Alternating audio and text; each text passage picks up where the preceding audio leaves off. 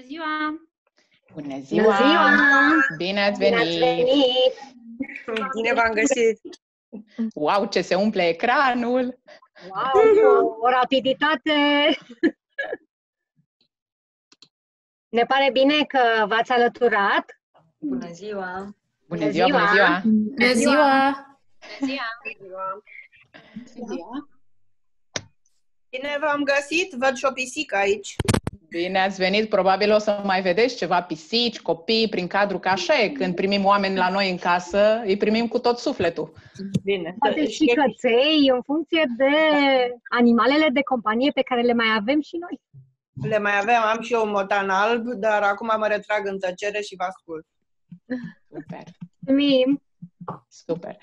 O să, ceea ce o să facem este o să mai așteptăm să ni se mai alăture profesioniști și aș vrea să vă spun de la început că noi ne-am dorit să vorbim ca între colegi, ca între profesioniști, adică la pertu și dacă e în regulă și cu voi lucrul ăsta, ne-ar face mare plăcere, că până la urmă facem parte din aceeași branșă. O avem pe colega noastră, Andreea. Andreea, poți să faci cu mâna, așa, care este suportul tehnic.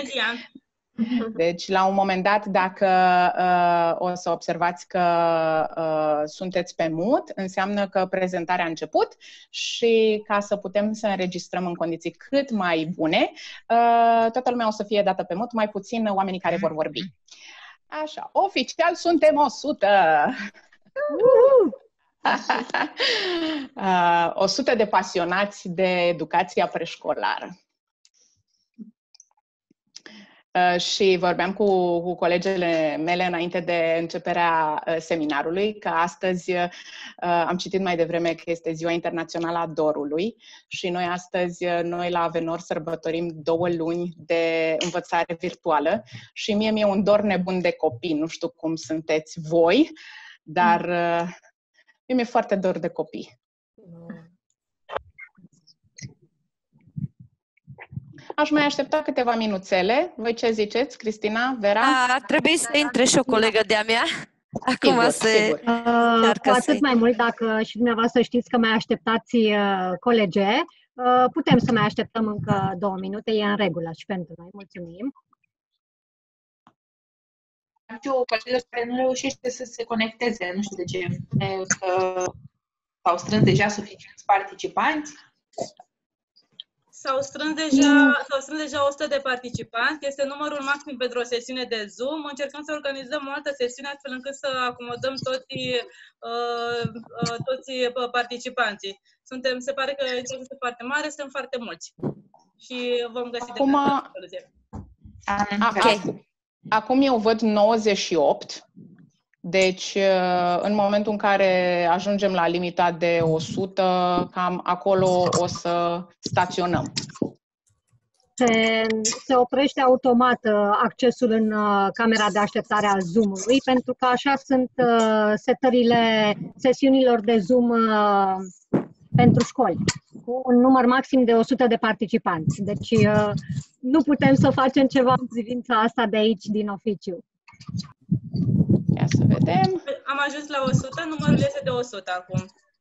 Deci putem să începem, să organizăm o altă sesiune. Dacă interesul va fi la fel de mare, o să organizăm o altă sesiune pe același topic. Sigur, sigur. Bun, deci mergem la acțiunea dat pe toată lumea pe mut, ca să putem începe prezentarea și să ne și auziți cu toți. În regulă. Mulțumim mult, Andreea.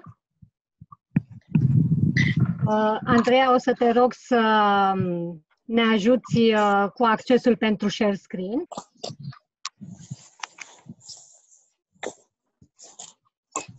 Gata. Mulțumesc mult de tot.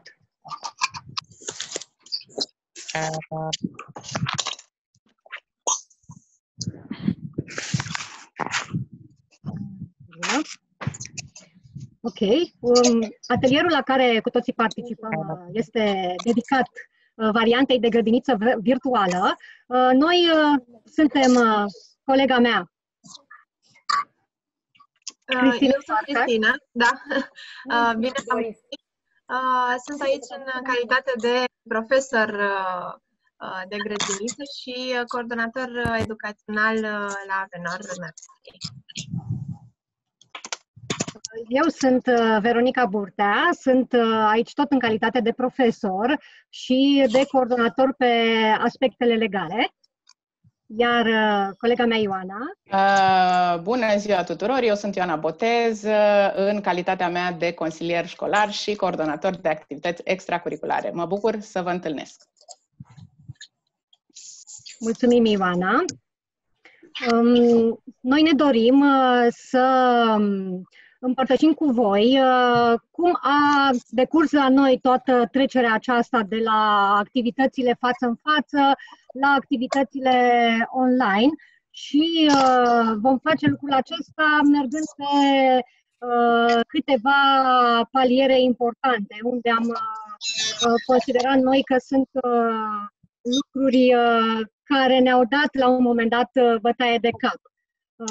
Vom merge pe o prezentare care sperăm să nu dureze mai mult de 10 minute, iar apoi vă vom sta la dispoziție pentru o sesiune de întrebări și răspunsuri în urma prezentării. Încercăm în timp ce vorbim celelalte colege să vă răspundă punctual pe chat la ceea ce se poate. Întrebările care nu și-au găsit răspunsul în timpul prezentării vom încerca să le reluăm spre final și să răspundem tuturor. Ioana, te rog să preiei de aici. Mulțumesc. Sigur. Bun. Primul subiect cu care aș vrea să vă captez un picuț atenția este comunicarea cu părinții. Și noi ne-am propus în prezentare să vorbim mai întâi despre cum făceam lucrurile înainte de pandemie, înainte să dea COVID-ul peste noi, ca să zic așa, și cum se întâmplă lucrurile în grădința virtuală. Evident, aici merită subliniat un lucru absolut esențial și anume că în momentul în care părinții și profesorii agrează o direcție comună de colaborare în ceea ce privește dezvoltarea academică și emoțională a copilului, lucrurile devin un pic mai clare atât pentru adulți cât și pentru copii. Astfel încât noi la grădiniță aveam parte la grădinița față în față, aveam parte de comunicare scrisă. Și aici vorbeam de informări săptămânale, pe e-mail sau la vizier, de e-mail-uri pe diverse tematici, schimburi de e-mail între părinți și profesori, de evaluările semestriale, cât și de informări trimise din partea coordonatorului educațional și al directorului școlii Avenor pe decizii strategice. În ceea ce privește comunicarea verbală, care este atât de necesară și întărește parteneriatul grădiniță-casă, aveam feedback zilnic la predarea copilului către părinți. Conversațiile telefonice se întâmplau după orele 2, după ce se finalizau activitățile curriculare. Aveam ședințe cu părinții de grup la începutul anului și ședințe individuale legate de urmărirea progresului fiecărui copil, cât și evenimente de comunitate. Și aici o să vin cu o serie de poze. Vera, dacă poți să mă ajuți. Cam așa arată. Da? Deci aici putem vedea niște poze de la un eveniment de pictură, de la un atelier cu părinții, de la un 8 martie și de la o întâlnire în curtea grădiniței înaintea sărbătorilor de iarnă. Merge pe laptop și ok. Rugămintea mea către voi toți, dacă observați că nu sunteți pe mut, rugămintea ar fi să vă dați pe mut ca să putem să parcurgem fluid prezentarea și, Andreea, dacă poți să ne ajuți în sensul ăsta, da? Bun. Dacă putem să mergem mai departe, Vera? Sigur. Ok. Bun. Acum, comunicarea cu părinții la... Evident că în momentul în care avem o absență a contactului direct cu părinții, avem o creștere a inițiativelor de comunicare pe toate canalele din partea profesorilor, coordonatorilor și directorului, pentru că în această perioadă avem nevoie de reasigurare permanentă și de coordonare între eforturile de acasă și eforturile din casele noastre. Cum arată comunicarea cu părinții în grădinița virtuală? Îi includem, îi salutăm la Zoom-urile noastre, avem intervenții în care încurajăm pe părinți fie să își ofere ajutorul, fie să acorde independență copiilor în realizarea activităților. Avem foarte mult suport psihologic la telefon, realizat de mine ca și consilier școlar, dar și conversații pe teme academice. Avem webinarii, așa cum este și cel de față, dar pe tematici care sunt relevante pentru părinți. Avem e-mail-uri săptămânale în care vorbim despre dezvoltarea programului de învățare, cât și e-mail-urile strategice de care vă vorbeam anterior, în care îi anunțăm pe părinți care este direcția strategică pe învățarea la distanță și cum vor evolua lucrurile. Și avem și o serie de... Cam așa arată, viața noastră se petrece pe Zoom la telefon, pe e-mail, dar Zoom-ul a preluat parte de comunicare față în față. Și cam atât despre comunicare. Trecem la rutine și tranziții. Rutinele sunt prietenii noștri cei mai buni. Eu sunt total împrietenită cu rutinele, mai ales când vine vorba de învățământul preșcolar, pentru că știu că atunci când copiii se simt în siguranță și știu ce urmează să li se întâmple, învață cel mai bine. Bun. Și în față în față. În grădinița de dinainte de pandemie, evident că rutinele și tranzițiile ne-au ajutat întotdeauna la crearea climatului potrivit pentru joacă și explorare și că întotdeauna am mers pe principiul coordonării rutinei de acasă cu rutina de la grădiniță pe cât posibil. Deci am fost curioși în a explora această discuție cu părinții și a vedea cum putem să-i ajutăm, fie să își creeze o rutină de acasă, fie să ne ajute ei pe noi în promovarea rutinei de la grădiniță. Avem un orar vizual în fiecare clasă, care ajută pe copii să vadă exact care sunt activitățile din acea zi, orar pe care îl repetăm la intervale regulate de timp. Și evident că tranzițiile de la o activitate la alta se fac cu ajutorul pauzelor de joc liber, cât și a intervențiilor profesorului care anunță: mai sunt 5 minute și urmează să începem activitatea de matematică. Sau mai sunt 5 minute și urmează să intrăm în clasă de afară. Așa arată orarul. Wow! Eu când l-am văzut așa, sinceră să fiu, am zis: mamă, ce e asta, facultate? Nu, este un orar de grădiniță și sunt absolut sigură că dacă și voi vă puneți toate activitățile pe care le faceți la grădiniță sub forma asta super detaliată, o să fiți surprinse de cât de multe lucruri faceți cu copiii. Bun, deci așa arată orarul în variantă bilingvă. Bun, rutinele și tranzițiile la distanță. Evident, o provocare pe care o avem și căreia încercăm să-i facem față este aceea că rutina de acasă se întrepătrunde cu rutina de la grădiniță. Pentru că, nu e așa, noi suntem în sufrageriile copiilor, copiii sunt în sufrageriile noastre sau în birourile noastre. Ceea ce ne-a ajutat pe noi și pe părinți cel mai mult a fost realizarea și comunicarea unui orar de învățare la distanță, ușor de urmărit și de pus în practică. Deci, dacă avem orar, putem să începem să lucrăm și lumea e un pic mai liniștită pe ce urmează să se întâmple, lumea adultă. Bineînțeles că aici încurajăm fiecare familie, în funcție de ca să zic așa, coordonatele de spațiu ale fiecăruia, să găsească un spațiu de învățare pentru copil. Și aici nu mă refer neapărat la o cameră în sine, ci la un birou, un scaun, un device, da? Un aparat cu care să se poată conecta la Zoom și resursele de grădiniță pe care le are la îndemână. Da? Deci aici suntem flexibili și suntem absolut conștienți că nu toată lumea are o grădiniță acasă cu tot soiul de resurse, așa că pornim de la minimum pe care îl are fiecare familie. Suntem de asemenea atenți la timpul de expunere online, pentru că el trebuie să fie adaptat cu vârsta. Și în momentul în care vedem frustrare în activități, o adresăm, dar aici voi vorbi de acest lucru la managementul clasei.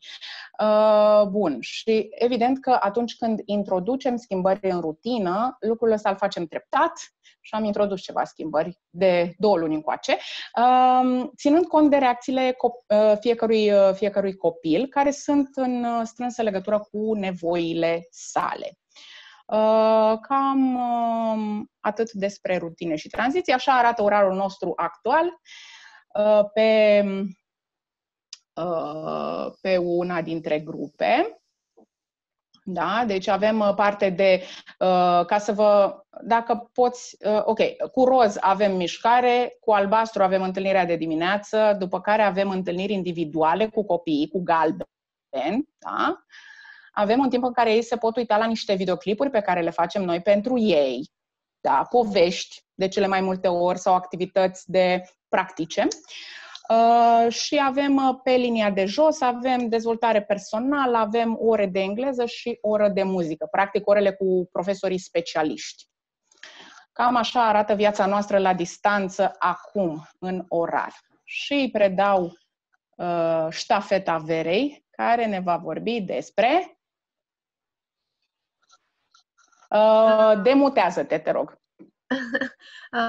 Nu s-a demutat pentru că ștafeta este la... Scuze. La Cristina, pardon. La Cristina. Mă scuz, Cristina. Da, nu e nicio problemă.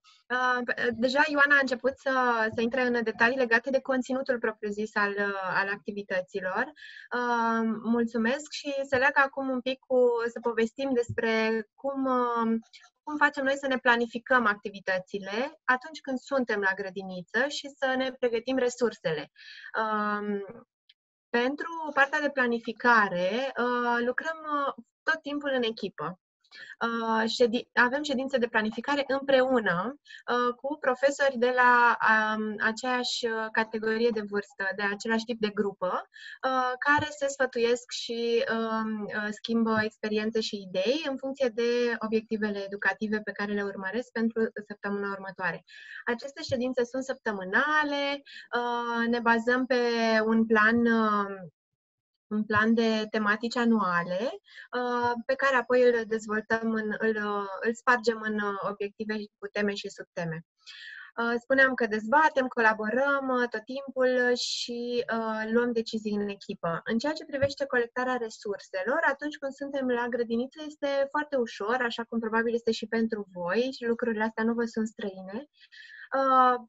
Avem foarte ușor acces la resurse online, la resurse create de profesori sau existente acolo în grădiniță, în depozitele noastre cu jucării și cu alte tipuri de resurse. Dacă nu le avem, le facem pe loc pentru că avem cu toate instrumentele de care este nevoie ca să le confecționăm. Mai și comandăm atunci când ne lipsesc anumite lucruri din timp, le cumpărăm. Ne este foarte ușor atunci când suntem față în față să selectăm resursele în funcție de nevoile copiilor, să le adaptăm la numărul de copii pe care avem, la spațiu, la specificul activităților și așa mai departe. Am povestit un pic despre lucrurile astea ca să scot în evidență cumva, cam așa arată în fotografii, niște momente de lucru împreună pentru planificarea activităților. Spuneam că la grădii partea asta de planificare și de adunarea resurselor este facilă cumva, pentru că suntem la noi pe teritoriu. Acum, fiind atât de departe unii de alții, am întâmpinat câteva provocări și trebuie să mărturisesc că la început eram foarte sceptici. Nu se poate să facem grădiniță cu copii așa de departe. Trebuie să-i avem lângă noi, să ne simțim, să-i vedem cum reacționează, să reacționăm imediat la specificul fiecăruia.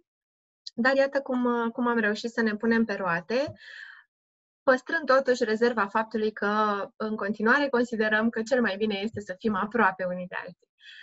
Așadar, acum ne întâlnim zilnic cu echipa de lucru, pe Zoom, bineînțeles, ne auzim la telefon, ne trimitem mesaje în continuu atunci când planificăm activități și v-aș da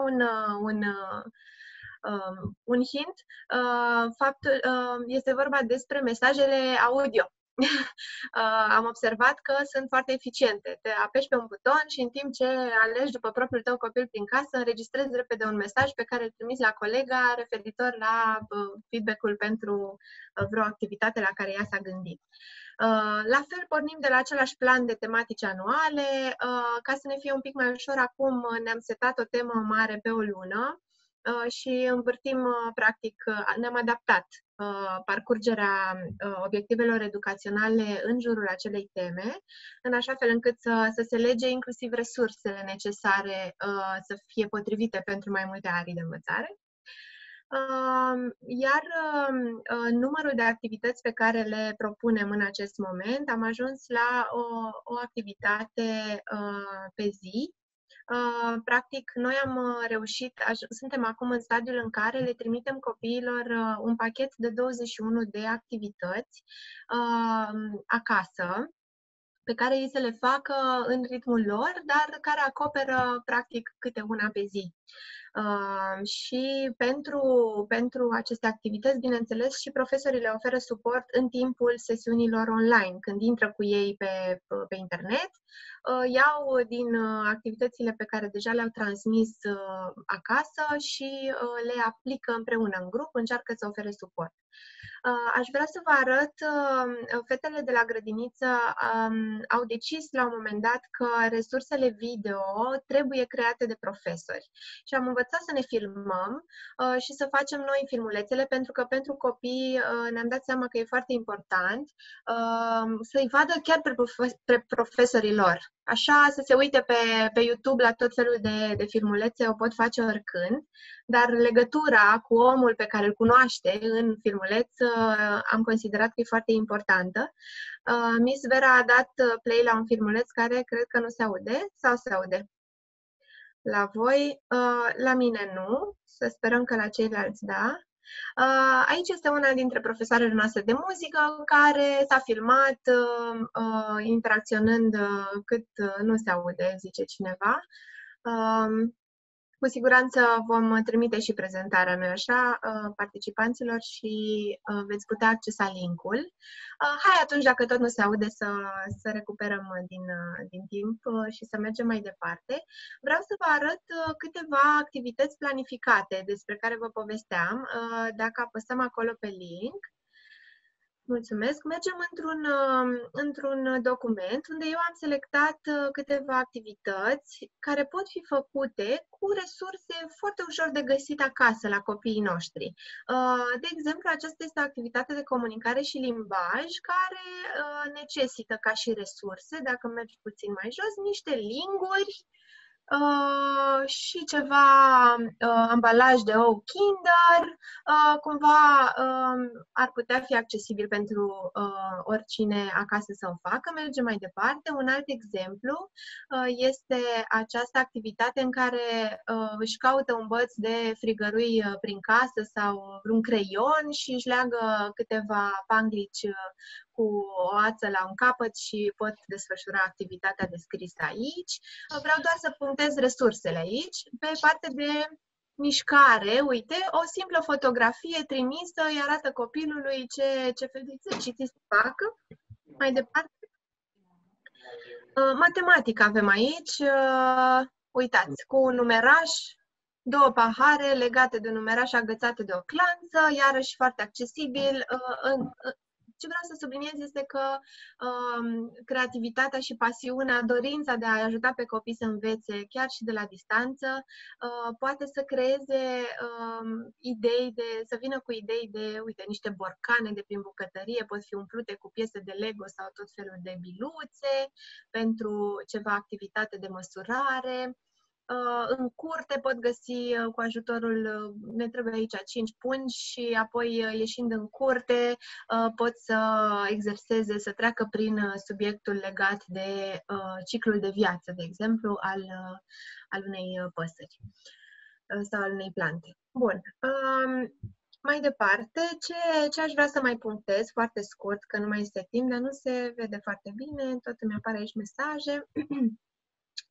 E foarte important ca activitățile să fie gândite atunci când ne gândim la aceste activități, să avem în minte, dacă ar fi să fac asta în fața unui ecran cu copilul, cam cum ar arăta, să încercăm să reducem spațiul, de exemplu, la aproximativ 1 metru pătrat, atât cât ar trebui copilului să se miște în jurul computerului ca să vadă materialele și la fel activitățile să poată fi făcute cât mai independent de părinți, că o să vedeți sau poate deja v-ați confruntat cu faptul că părinții au și ei treburile lor și și-ar dori foarte mult ca ai lor copilași să poată să facă lucruri fără neapărat intervenția lor foarte mult. Cam atât. Mergem mai departe. Aceasta este o ședință de-a noastră care are pe toți profesorii conectați, veseli și voioși și în dreapta este o listă de subiecte pe care le parcurgem.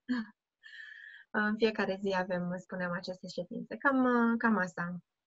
Nu, vreau să vă mai povestesc de faptul că noi reușim să le trimitem în fiecare lună un pachet cu resurse copiilor și le printăm diverse fișe, le comandăm diverse obiecte. La început au fost mai multe pentru că aveau nevoie de consumabile de genul lipici, scoci, foarfece și așa mai departe. Ușor, ușor ne-am rezumat strict la resurse educaționale. Profesorii se adună la grădiniță, fac pachetele care apoi sunt trimise. Mulțumim, Cristina! Cu drag! Aștept și întrebări dacă sunt la final. Ok, dacă până acum am vorbit despre comunicare, am vorbit despre planificare, hai să vedem cum stau lucrurile și cu predarea și cu interacțiunea cu copiii. Deja cu toții știm cum era interacțiunea cu copiii față în față și la noi se întâmpla asemănător cu varianta grădinițelor de stat și noi aveam planificări săptămânale, un orar zilnic de activități, 5 ore de acțiune, de interacțiune față în față cu copiii. Obișnuiam uneori activitățile pe domenii experiențiale să le scoatem afară și să le facem în aer liber. Pe unele reușeam să le păstrăm înăuntru. Făceam la fel activități și în grupul mare, cu toată grupa, și uneori și în grupuri mai mici, prin colaborarea și cu celelalte grupe. Încercam să ne împărțim între noi în așa fel încât să acoperim nevoile copiilor.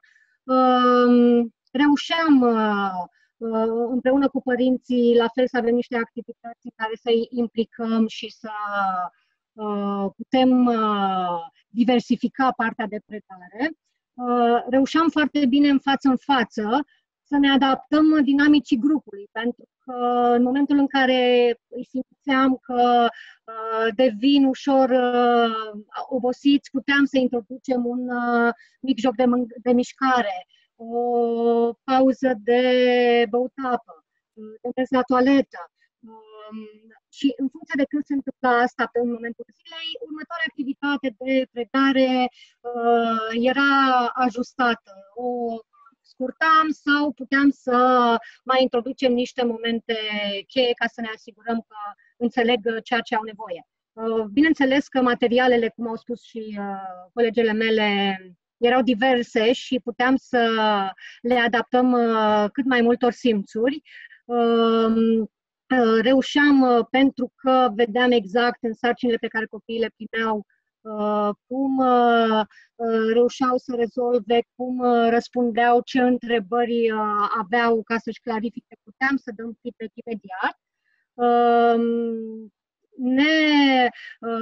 La grupele mai mari, în mod special, puteam aborda și conținuturi mai complexe prin diverse metode creative și de interes pentru copil.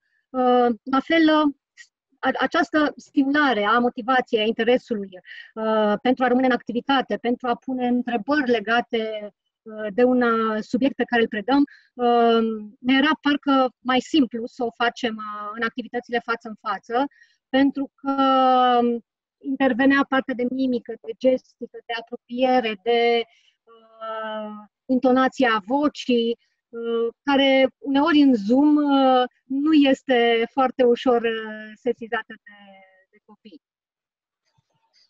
Avem aici și câteva poze de la diversele tipuri de activități în care reușeam să ne implicăm față în față. Sunt absolut convinsă că fiecare dintre dumneavoastră în grădinițele și școlile în care predați ați făcut genul acesta de activități, tocmai pentru a le trezi interesul și a-i menține motivați în activitățile următoare. Acum, în predarea și interacțiunea online, la distanță, noi am avut o evoluție, să zicem, precaută. Am preferat ca în primele 2 săptămâni, cu ajutorul părinților, să oferim mai mult recomandări de activități care aveau niște pași de urmat. În această variantă, părinții au devenit de la o zi la alta profesorul, au luat rolul profesorului. N-am intrat de la început cu activități online cu copiii, pentru că feedback-ul părinților la momentul respectiv de închidere școlii era că nu ar vrea să-i expună prea mult ecranelor. Am început apoi, am adăugat apoi câte 2, câte 4 ore de interacțiune de grup pe săptămână, plus aceste recomandări trimise prin mail, online, și apoi am adăugat resurse la pachet în varianta pe care și colega mea, Cristina, v-a împărtășit-o, apoi întâlniri individuale cu copiii și sesiunile online am încercat să le așezăm în așa fel încât să acopere toate domeniile de învățare. Ce am întâmpinat noi ca și momente provocatoare în această evoluție a fost faptul că în momentul în care trimiteam recomandări prin mail pentru ca părinții să le preia, unii părinți puteau printa aceste recomandări, alții nu puteau printa. Unii reușeau să înțeleagă tot acei pași de urmat pentru a explica copilului la rândul lui ce anume ne-am dorit noi să învețe prin acea recomandare. Drept urmare, timpul lor de părinte era împărțit în foarte multe task-uri zilnice, venite toate odată. În evoluție am reușit să avem acest timp de predare oarecum echilibrat între noi și părinți, deși uneori, chiar și în întâlnirile de Zoom cu copiii și cu profesorii de la clasă, mai sunt destul de multe momente în care părinții stau lângă ei, dar în același timp pot să își facă și ei din partea lor de muncă online corespunzătoare jobului pe care îl au. Cam așa a arătat la noi debutul sesiunilor online. Ușor, ușor, de la fiecare săptămână, de la o săptămână la alta am adaptat, vorbind cu părinții, ceea ce a mers am păstrat, am adăugat, ceea ce am constatat că nu merge, am renunțat să le mai folosim. Iar acum suntem în stadiul în care reușim să acoperim cam până în ora 2 partea de predare de activități pe care o făceam la grădiniță într-o variantă online pentru fiecare grup. În cazul în care poate și dumneavoastră ați experimentat, în varianta online de predare, conținutul pe care înainte îl proiectam destul de larg și destul de amplu, cu multe conexiuni logice către alte domenii, s-a redus considerabil. Ceea ce putem transmite online e undeva la un 2% după ultimele cercetări, așa s-ar părea. Celelalte procente sunt împărțite între grija de a avea partea tehnică asigurată, să reușim să vedem toți copiii, să putem să comunicăm cu fiecare dintre ei, să aibă fiecare un timp în care să răspundă și un go, zicem noi, o tură, un rând de a face ceva, a spune ceva, a transmite ceva în acea activitate. Dacă predam înainte, aveam nevoie să și monitorizăm cum evoluează copilul și cum reacționează la ceea ce noi transmitem ca și conținutul de învățare. Făceam și noi, într-adevăr, observarea directă a copilului în diverse situații, și în joc, și în cele față în față cu profesorul. Unele le scriam de mână, altele le transformam în poze și de grup și individuale. Aveam și noi acel portofoliu pe care îl colectam de-a lungul anului cu diverse fișe pe care le dădeam în timpul sau la finalul unor activități.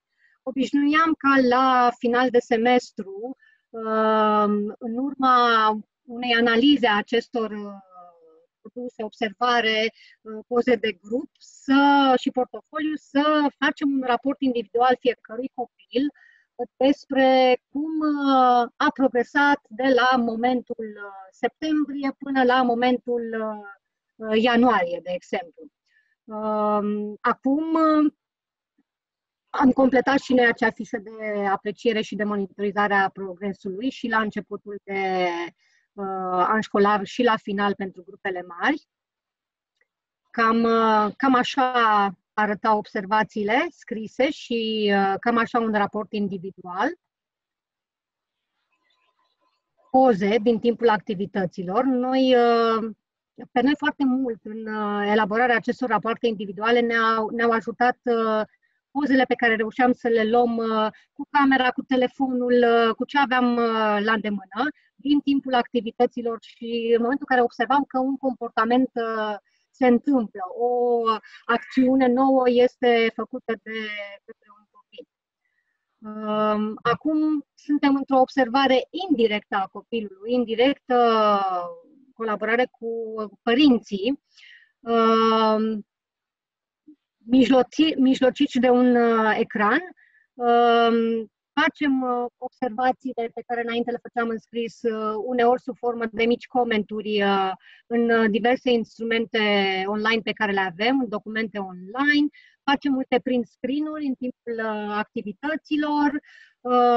Părinții, la rândul lor, ne ajută, ne oferă suport cu poze din timpul realizării unor activități cu copiii. Noi le colectăm și le organizăm în Google Drive. Suntem acum în stadiul în care încă nu ne-am decis la ce format va avea evaluarea de final de an și dacă înainte o aveam în mai finalizată, anul acesta cred că și aceasta de final de an și fișa de apreciere vor fi finalizate abia în iunie, pentru că avem nevoie de mult mai multe dovezi decât aveam înainte pentru a putea emite o judecată de valoare asupra dezvoltării copilului, progresului pe care l-a făcut în semestrul al doilea, care e împărțit între jumătate față în față, jumătate la distanță. Cam așa arată o organizare de evidențe în Google Drive. Aici avem un print screen din timpul unei activități. Ne programăm întâlnirile individuale și mai adăugăm și câte o notiță la ce s-a întâmplat după aceea. Încercăm să ținem o evidență a copiilor care se conectează în întâlnirile online, care nu se conectează, de la care avem poze, videouri și de la care nu avem, pentru a putea să ne ajute în evaluările finale. Cam genul acesta de poze primim de la părinți în urma activităților pe care ei reușesc să le facă cu copiii din ceea ce noi le transmitem. Voi da mai departe ștafeta colegii Ioana. Mulțumesc, Vera. Înainte de toate, voiam să vă spun că m-am uitat la ceas și suntem conștienți de faptul că o să avem sesiunea de întrebări și răspunsuri, așa că în ceea ce privește managementul clasei o să fiu destul de succintă. Ceea ce folosim noi față în față cu copiii la grădiniță sunt sisteme vizuale de încurajare a comportamentelor adecvate și aici o să vă dau un exemplu. La o grupă de 2-3 putem să folosim un sistem vizual unde toți copiii când vin sunt pe soare. În cazul în care comportamentele se duc spre inadecvat, ne ducem pe ploaie. Dacă avem un comportament de progres și prosocial pe care vrem să-l încurajăm, putem să ajungem pe steluțe și așa mai departe. Iar la grupele mari avem acest sistem un pic mai descriptiv, adică copiii vin și sunt pregătiți pentru învățare și pot urca în a avea o zi bună, un efort excelent și să fie extraordinari, sau pot coborî spre a face decizii, a lua decizii mai potrivite și chiar spre ca profesorul să ia o decizie pentru copilul respectiv teacher's choice, așa îi spunem noi. Bun, tot acest sistem este acompaniat de câștigarea sau pierderea de privilegii în clasă, în funcție de comportament. Avem cântece tematice de energizare sau liniștire. Folosim dialog pozitiv, da? Vorbim cu copiii despre ceea ce ne-am dorit ca ei să facă, nu ceea ce ne-am dorit să nu facă, dar evident că folosim genul acesta de limbaj pe ceea ce ne-am dorit ca ei să nu facă atunci când pericolul este iminent. Avem atribuirea de diferite responsabilități copiilor din clasă, avem mesageri, mediatori, ajutorul profesorului care îi împuternicesc pe copii. Avem starul săptămânii, unde prin rotație fiecare copil din grupă poate să vină la grădiniță cu jucării, cu poze de acasă și să împărtășească parte din personalitatea lui și din lucrurile care îi fac plăcere. Și atunci când amintim reguli și limite, avem o atitudine fermă, dar blândă. Asta este, ca să zic așa, în toate manualele de psihologie școlară. Și ce e cel mai important, facem ceea ce spunem că facem. În momentul în care facem promisiuni, le respectăm. Încercăm să nu facem promisiuni, ci înțelegeri. Deci mergem pe nivel cognitiv, nu neapărat pe nivel emoțional. Și asta ne ajută în managementul clasei. Bun, și în virtual, dacă ne poți ajuta, Vera. Așa, deci așa arată, dă un pic înapoi, așa arată managementul clasei în momentul în care suntem în stare de normalitate, da? În momentul în care profesorul explică și are copiii față în față, sau când suntem într-un muzeu și suntem toți pe o linie și știe fiecare ce are de făcut. Bun.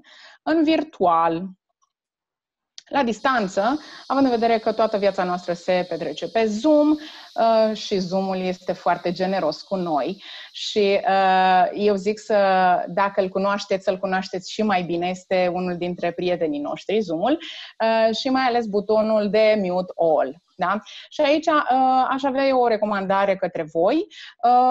Dacă la început, în momentul în care vrem și noi să ne obișnuim și copiii cu partea de comunicare pe rând, putem folosi butonul Mute All destul de des, dar ceea ce ne dorim este să trecem de la a decide noi, profesorii, când dăm copiii pe mute, la a dezvolta autocontrolul la copii.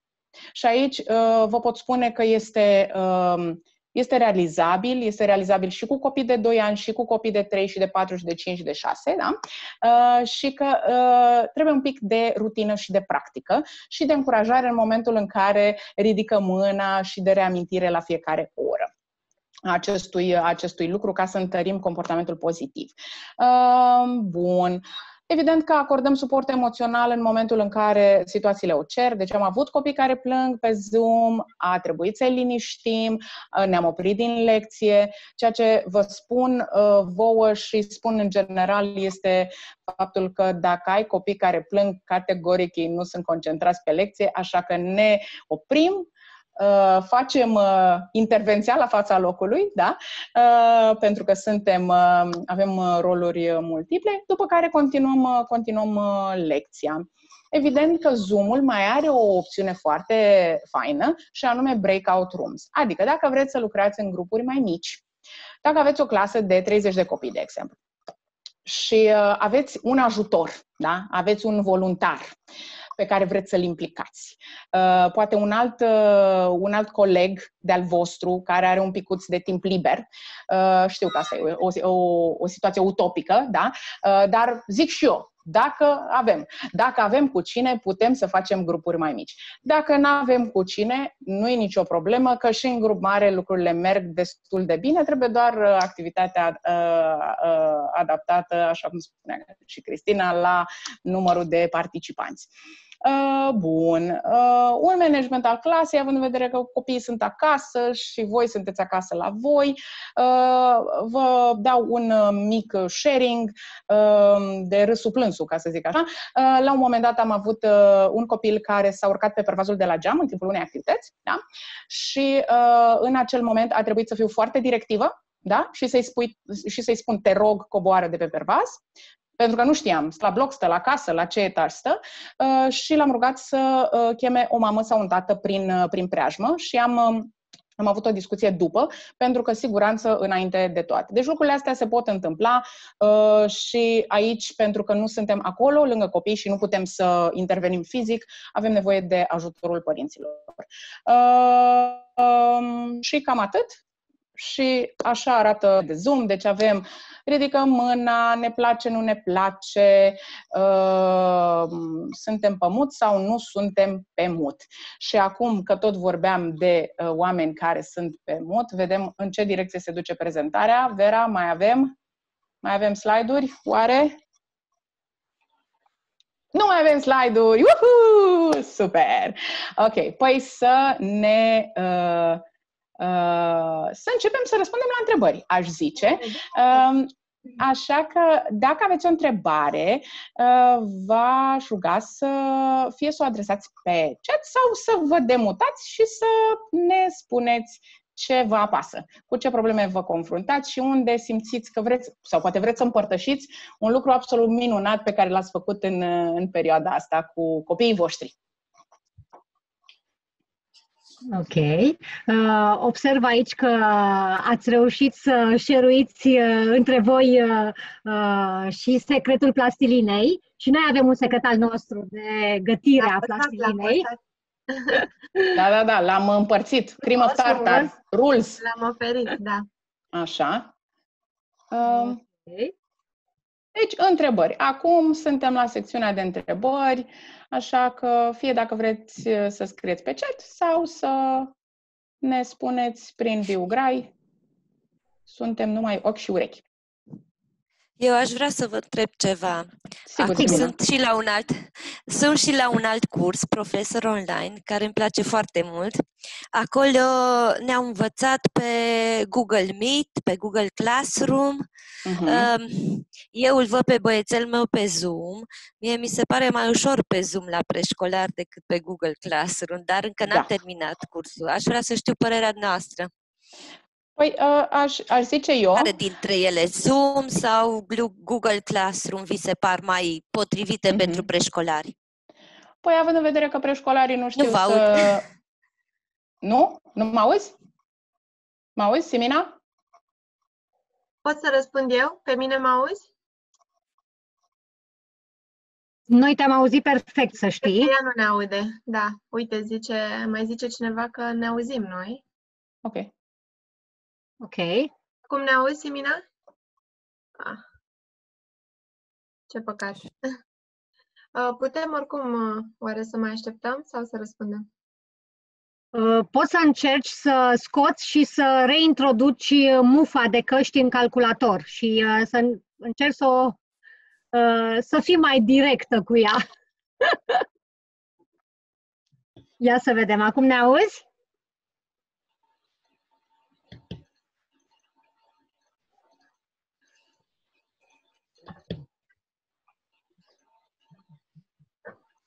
Ok, în continuare înțeleg. Noi te-am auzit foarte bine, deci microfonul îți merge excelent. Vom răspunde pentru ceilalți acestei întrebări și o să rugăm pe Simina să acceseze și videoul înregistrat după webinar ca să poată să audă și ea răspunsul la această întrebare. De ce nu aud? O să trebuie să activez microfonul. Hai repede. De ce nu aud? Dar eu nu aud ce se spune. Apreciem reacția instantă. Da. Și Oana văd că s-a blocat. O să răspund la această întrebare. Nu-s blocată. Okay. Deci sunt total deblocată, mă scuzați. Să răspundem și Simina va asculta înregistrarea și...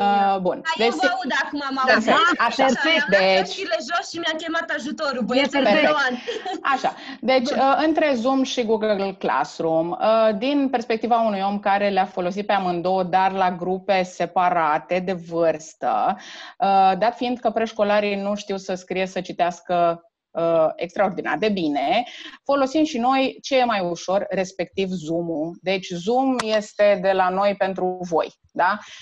Zoom-ul este recomandarea noastră. Noi ne-am gândit pentru anul următor să vedem ce alte aplicații ar mai fi prietenoase pentru preșcolari. În funcție de ce mai descoperim, o să ne ținem la curent, pentru că eu cred că asta este doar începutul unei prietenii foarte frumoase între noi și voi. Și putem să mai revenim cu update-uri și să zicem, am găsit această mega aplicație, merge la preșcolari, hai să o folosim. Dar deocamdată noi mergem pe Zoom. Mulțumesc! Plăcere!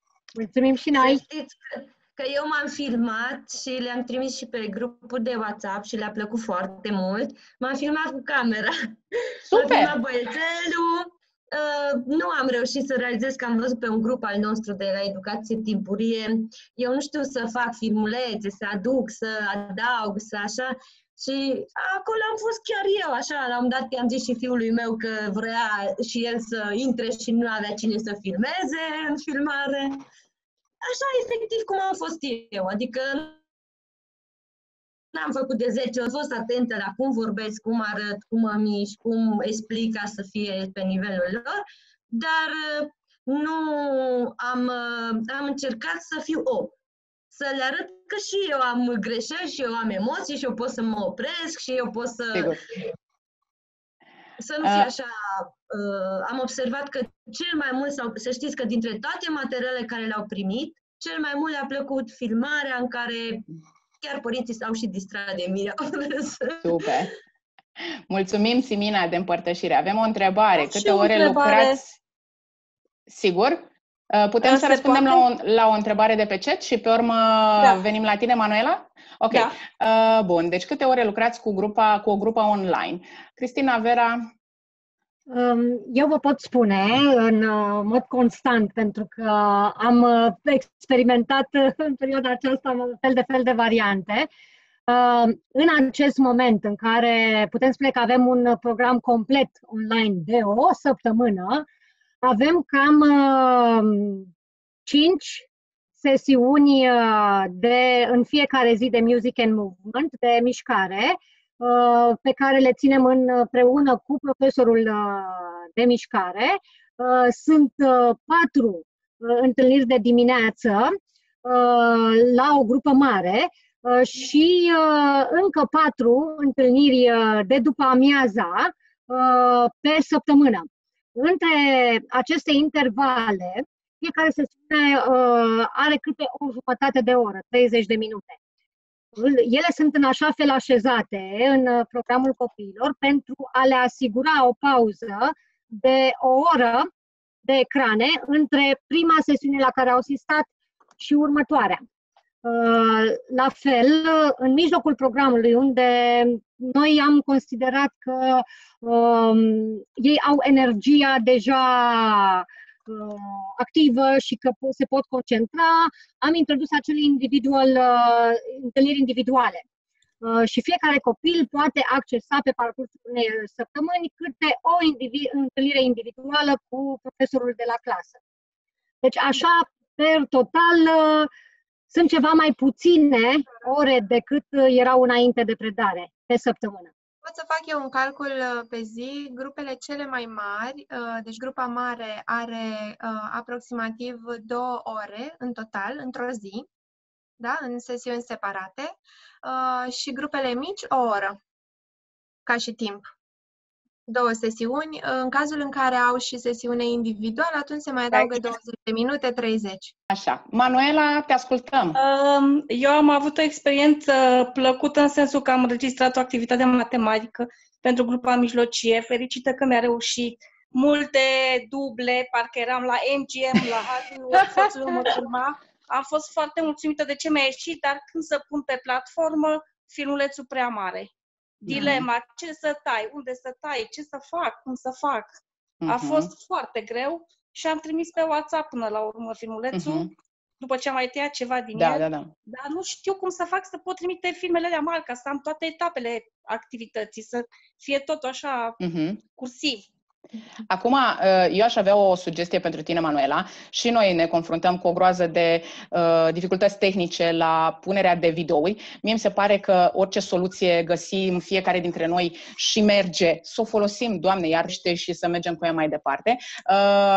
Din perspectiva omului care face videoclipuri nu muzicale, ci de povești în fiecare săptămână, îți zic așa: mai întâi am dat drumul, nu filma. După care am dat drumul, filma, dar nu se vedea bine. După care am zis, nu mai dau 100 de duble, că nu mai pot, nu mă mai țin nervii.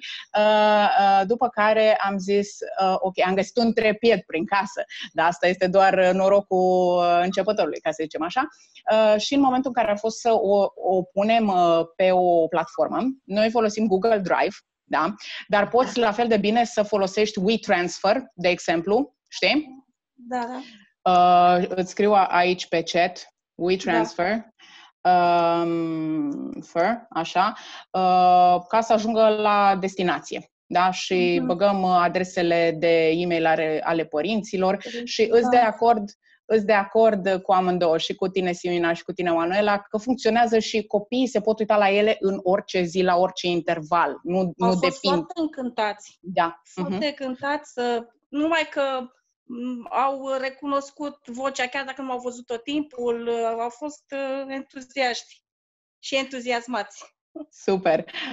Mai avem o întrebare. Avem o întrebare legată de instrumente muzicale și o întrebare dacă pot cânta în grup pe Zoom. Interesant. Bun, aici eu aș zice așa, că Zoom-ul are această particularitate în care dacă vorbește cineva, altcineva nu se aude. Da? Deci asta cu cântat în grup pe Zoom nu prea. Folosit de instrumente muzicale, da. Deci cântat în același timp, nu. Cântat pe rând, da. Te rog să mă ierți că te întrerup. Există vreo platformă, din câte știi, care permite emiterea de sunete, evident muzicale, concomitent din 2 sau mai multe surse? Fiindcă eu nu am reușit să găsesc. Noi avem eu predau muzică, din cauza asta. Ok, Lavinia, mulțumesc de întrebare. Mulțumesc și eu. Noi avem și profă de muzică și profa noastră de muzică ține activități pe Zoom în care ea este emițătorul de sunete mai degrabă, da? Deci nu-și propune să cânte împreună cu copii. Din experiența pe care o avem noi cu copiii de la școală, activitățile de muzică, deci în momentul în care ne propunem să înregistrăm ceva împreună, fiecare se înregistrează, după care se compilează filmul. Eu știu. Da. Deci dacă găsim vreo platformă, și știu și de la oameni care cântă în formații, că nu au găsit o platformă care să le permită să cânte în același timp și să se audă toți. Live, da. Exact. Da. Deci până acum, nu. Deci nici voi n-ați găsit. No. Eu am auzit că exista, dar nu am reușit să le identific, deși am scotocit pe Google și am vorbit și cu niște colegi care sunt compozitori și fac destul de frecvent compilările astea. Am auzit că totuși ar exista, dar nu cu performanțe tehnice foarte înalte, tot compilarea rămâne valabilă, și foarte scumpe. Exact. No.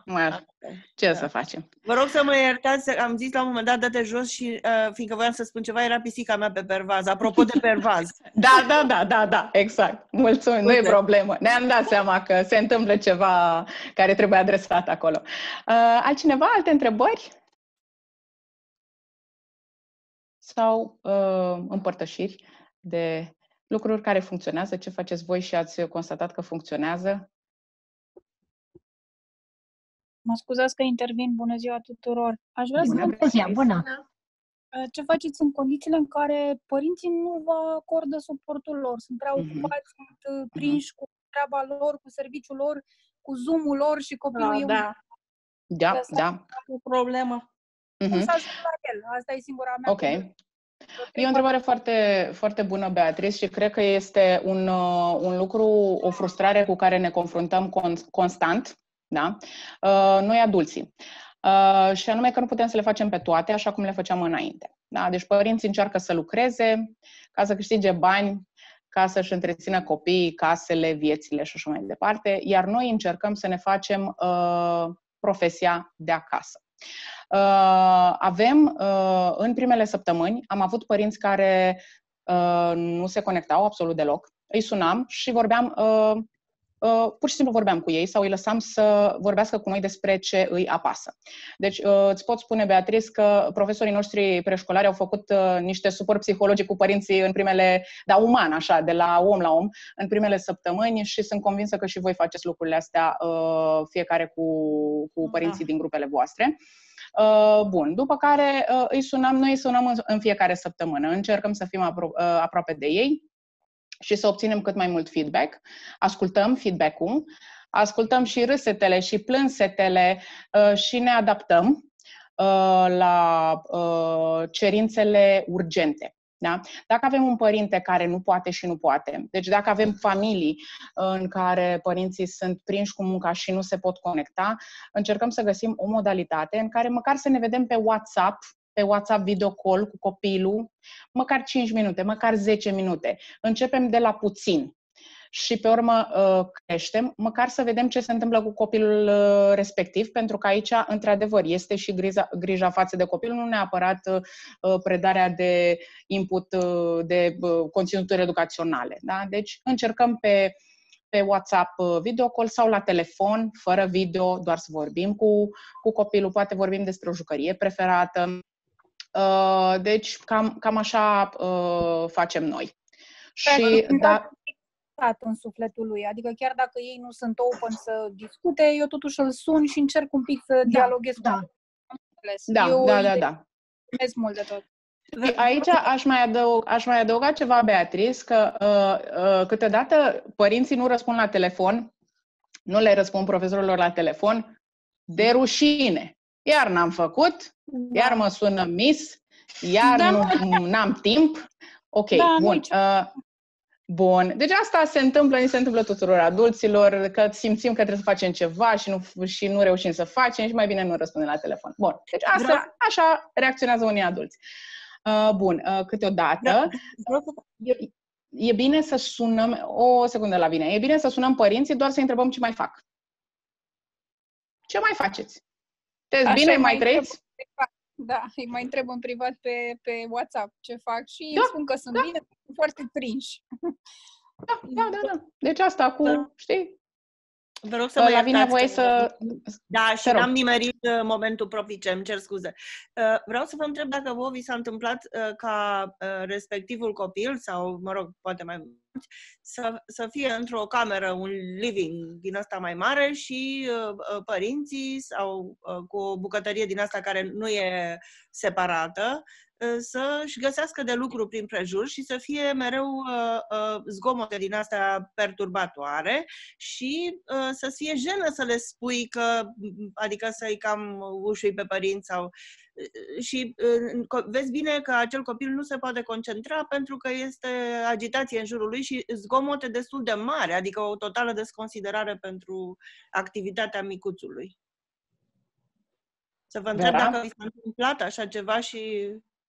Sigur, Vera, ai legătura. E o întrebare prea facilă, dar... Nu, este chiar o întrebare pertinentă, pentru că s-a întâmplat nu numai o dată, s-a întâmplat de mai multe ori, uneori la copii diferiți, alteori la același copil, pentru a asigura celorlalți cât de cât un spațiu de concentrare. Soluția noastră era să aplicăm mute button, iar după aceea să luăm legătura cu părintele și să vedem exact care este contextul, cum sunt ei ca și rutine în perioada în care noi încercăm să avem acea sesiune online și să vedem dacă au nevoie de un suport. Ne-am dus până la un moment dat să mutăm un întreg calup de activități de la o oră prea de dimineață la o oră mai târzie, tocmai pentru a-i ajuta și individual pe copiii care se trezeau mai greu, se conectau mai greu dimineața, să fie toți prezenți la o anumită oră. La fel, am revenit de fiecare dată la părinți în momentul în care am văzut că lucrurile s-au ameliorat și am oferit feedback-ul nostru pozitiv și de încurajare. Lucru care a funcționat nemaipomenit de bine și au reușit să înțeleagă că în momentul în care se conectează, copilul are nevoie de acest spațiu și cadru optim pentru a se concentra. Mai ales atunci când este implicat într-o discuție din asta în grup, în care toate microfoanele sunt unmute și atunci se perturbă totul. Și simpla acțiunea mea de a da mute la microfonul copilului respectiv îl scoate din circuit și nu-l ajută. Adică îl face să se simtă că nu participă la... Și am văzut reacția, am avut stimulul vizual, așa, percepția vizuală a unor copii, nu mulți, e adevărat, exasperați de proprii părinți, de fapt de mame, de obicei, care nu au putut să înțeleagă că bietul de el voia să participe la o oră. Lavinia, eu aș avea o sugestie apropo de zgomotul de fond. Că mie mi-a fost foarte greu ca adult să mă învăț să port aceste căști. Da? În cazul în care mă ajută și ajută și la conținerea zgomotului de fond. Deci putem să recomandăm inclusiv purtatul de căști. Am încercat cu... Da, de copii. E greu, pentru că nu intră în urechi, nu stă, nu merge, n-aud, ok, o dată, de 2 ori, de 3 ori, dar a 5-a oară s-ar putea să meargă și să nu mai auzi nici mama de pe fundal și el să poată să se concentreze pe activitate. Poți să încerci chestia asta, evident, unde funcționează. Exact, i-am pe unii care fac chestia asta și da, așa am să fac. Am să o generalizez. Mulțumesc mult! Cu plăcere! Cred că mai avem timp de 2 întrebări și pe urmă va trebui să ne luăm la revedere, că timpul fuge.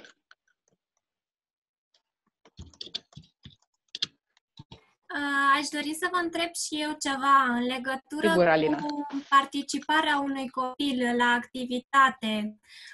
În cazul în care părintele are timp să desfășoare o activitate cu el, dar copilul refuză participarea la activitate pe motivul că este la el acasă, nu este la grădiniță. Chiar acesta este răspunsul lui. Sunt la mine acasă, nu sunt la grădiniță, nu vreau să particip la activitate. Cum s-ar putea rezolva această problemă? E o întrebare care ne macină pe toți și ține de rutină. Da? Deci, pentru că aici copiii răspund de obicei raportându-se la viața lor de dinainte de pandemie. Eu știu când sunt eu la mine acasă, lucrurile se întâmplă simplu și cinstit. Mă joc, mănânc și nu mă văd cu nicio învățătoare pe niciun Zoom. Bun.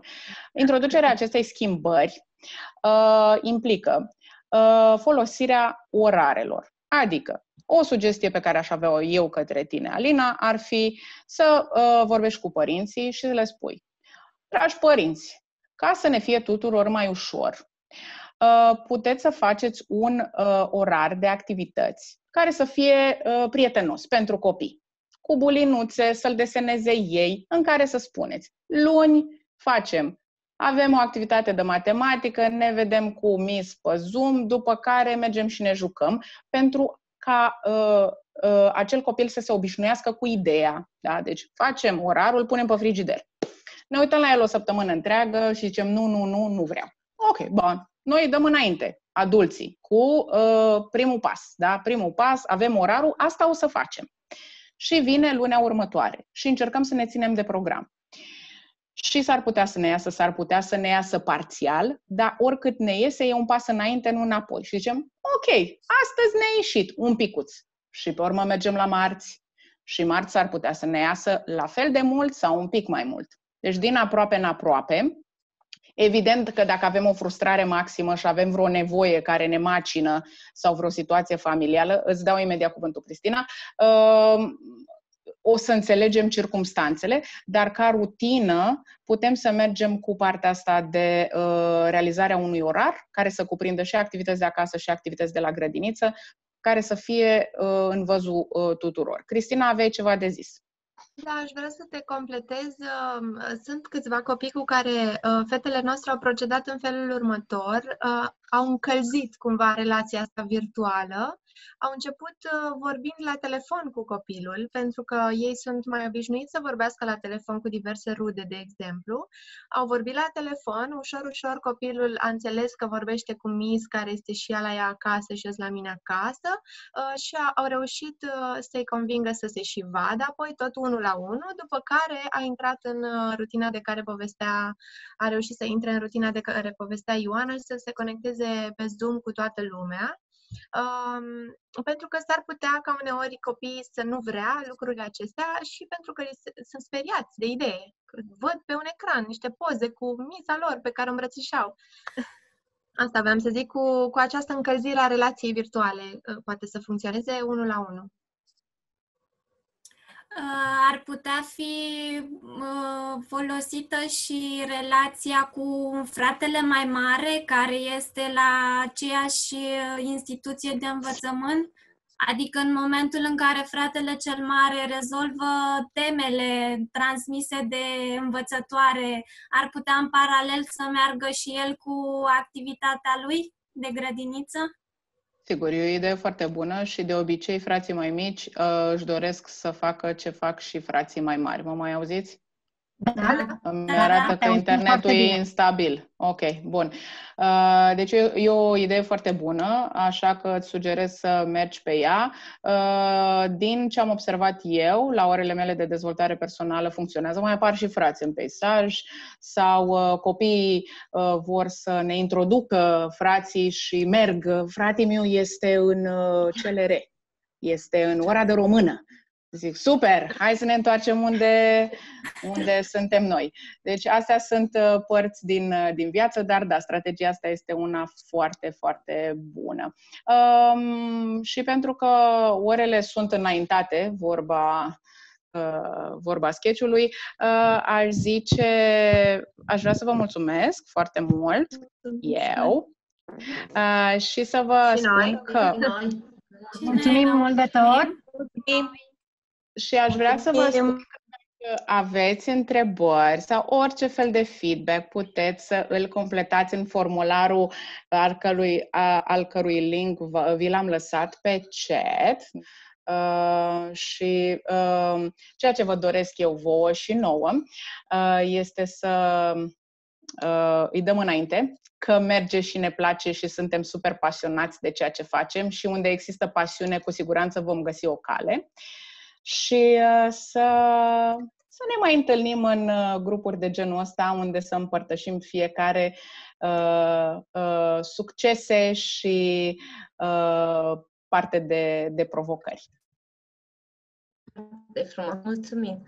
Eu am scris astăzi o poezie pe educatoare pe timp de pandemie, dar o să o pun pe grupul nostru de educație timpurie. Super, super. Mulțumim foarte mult! Vă felicităm încă o dată pentru ceea ce faceți și că faceți aceste eforturi pentru copiii pe care aveți voi și vă dorim mult succes!